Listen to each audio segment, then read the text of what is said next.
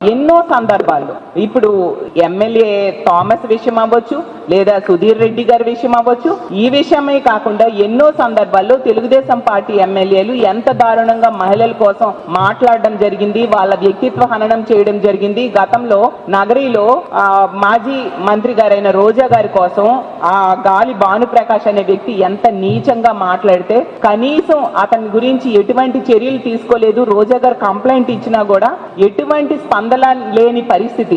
నిజంగా మహిళలకి ఎంత అవమానంగా మాట్లాడుతున్నా పట్టించుకోకపోవడం ఈ ప్రభుత్వానికి నిజంగా సిగ్గు చేయటం అని తెలియజేస్తూ ఉన్నాను.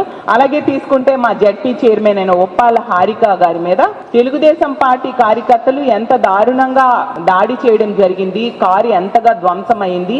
ఆమె కేసు పెట్టినా కనీసం పట్టించుకోలేదు. అలాగే తిరిగి మళ్ళీ ఆమె భర్త మీద కేసు పెట్టడం జరిగింది. అంటే ఎంత దారుణంగా వ్యవహరిస్తున్నారో అర్థం చేసుకోవచ్చు.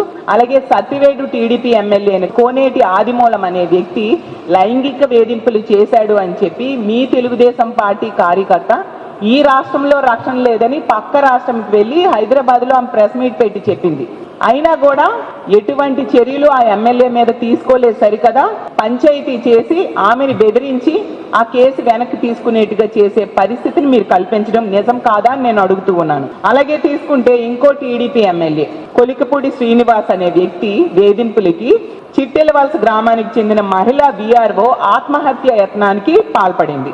ఆమెను ఆమె భర్తను టార్గెట్ చేస్తున్నారు ఇతనని ఆవిడ ఎంతగానో చెప్పడం జరిగింది.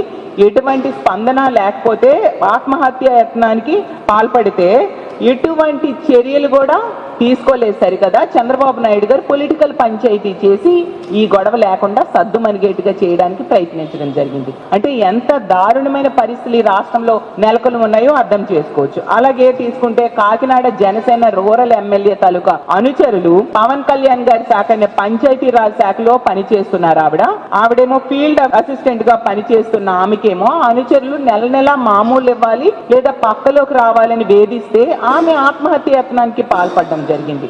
అంటే ఎంత దారుణం. అంటే మీ కూటమి ప్రభుత్వం అధికారంలోకి వచ్చాక మీ ఎమ్మెల్యేలు వాళ్ళ అనుచరుల వల్ల మహిళలకి ఎలా రక్షణ లేని పరిస్థితులు ఉన్నాయి, ఎలా అవమానాలకు గురవుతున్నారు అనేది మీరు చూస్తూ ఎటువంటి స్పందించకపోవడం, ఎటువంటి స్పందన మీలో లేకపోవడం నిజంగా చాలా దారుణం, చాలా దురదృష్టకరం.